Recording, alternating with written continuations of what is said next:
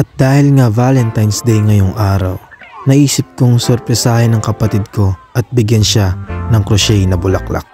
Ganito kung paano nagsimula ang lahat.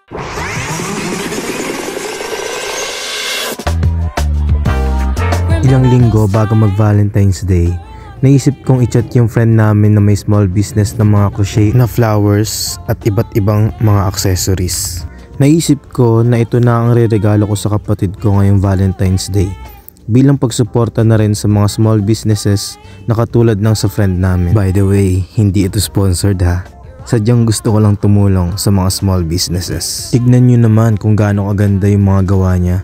Kaya kung naghahanap kayo ng katulad nito, mag-message na kayo sa FB page nila. Ito na, so surpresahin ko na ang kapatid ko. Habang nasa daan kami, bigla niyang nasabi sa akin na nag-e-expect siya na may regalo ko sa kanya. Pero syempre, tinanggi ko na meron nga akong regalo. Ang di niya alam, meron talaga. Kaya ito, sabay-sabay nating panoorin.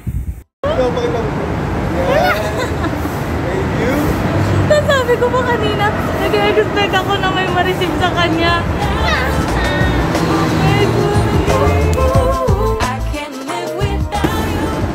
Yeah!